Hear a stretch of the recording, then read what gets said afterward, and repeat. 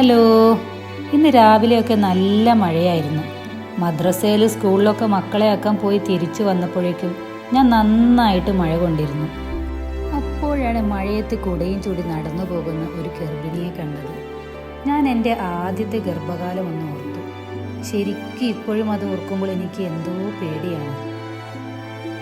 വിവാഹം കഴിഞ്ഞ് 2 മാസം പ്രിയതമനോടൊപ്പം സ്നേഹവും സന്തോഷവും വാത്സല്യവും എന്നുവേണ്ട ഒരു സ്വർഗത്തിലെന്ന പോലെ അങ്ങനെ പോയി. ഇടയ്ക്കൊക്കെ തെറ്റലും പിണങ്ങലും ഒക്കെ ഉണ്ടായിരുന്നെങ്കിലും നമ്മൾ ഒരുമിച്ചുള്ള ആ നിമിഷങ്ങൾ അത് തന്നെയായിരുന്നു വിലമതിക്കാനാവാത്ത സമയം. 2 മാസത്തിന് ശേഷം ഇക്ക പ്രവാസത്തിലേക്ക് മടങ്ങിയപ്പോൾ എൻ്റെ ശരീരവും മനസ്സും ഒരുപോലെ തളർന്നു. പിന്നെ മൊത്തത്തിലൊരു ഏകാന്തത. അതിനിടയിൽ പ്രഗ്നൻസി ടെസ്റ്റ് പോസിറ്റീവ്. പക്ഷെ ആ സന്തോഷം പോലും ഒരുമിച്ചിരുന്ന് പങ്കിടാൻ പറ്റിയില്ല.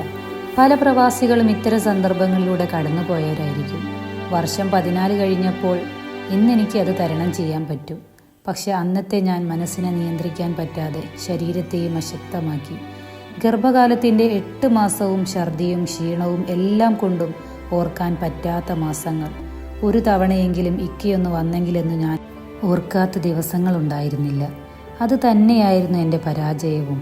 ഗർഭകാലത്ത് എന്നിലുണ്ടായ ഛർദി, ക്ഷീണം എന്നിവയ്ക്ക് ഞാൻ കേട്ട വിലപ്പെട്ട ഉപദേശങ്ങളും നിർദ്ദേശങ്ങളും കൂടെ ഇവിടെ ഞാൻ പങ്കുവെച്ചോട്ടെ. ഒരു കൂട്ടർ പറയുന്നു, എൻ്റെ മകൾ 1ഉം 2ഉം പ്രസവിച്ചു, അവളൊന്നും അറിഞ്ഞിട്ടേയില്ല, എല്ലാ പണിയും അവൾ എടുക്കും, നല്ല തൂക്കമുള്ള കുഞ്ഞിനെ പ്രസവിക്കുകയും ചെയ്തു.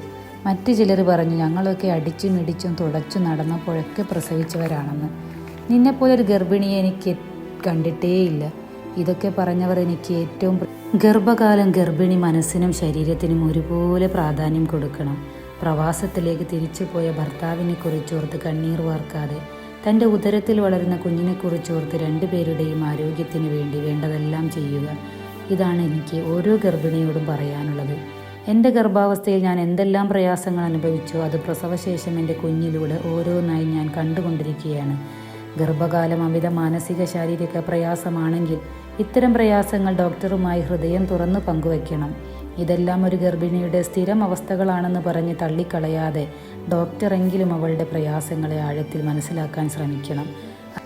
അല്ലെങ്കിൽ അത് ജീവിതത്തിലുടനീളം അവളെ വേട്ടയാടും.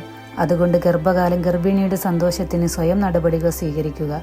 ആഹാര കാര്യങ്ങളിലും മാനസികവും ശാരീരികവുമായ കാര്യങ്ങളിലും പൂർണ്ണ വളർച്ചയെത്തിയ പൊന്നോമനകളെ എല്ലാവർക്കും സ്വന്തമാകട്ടെ.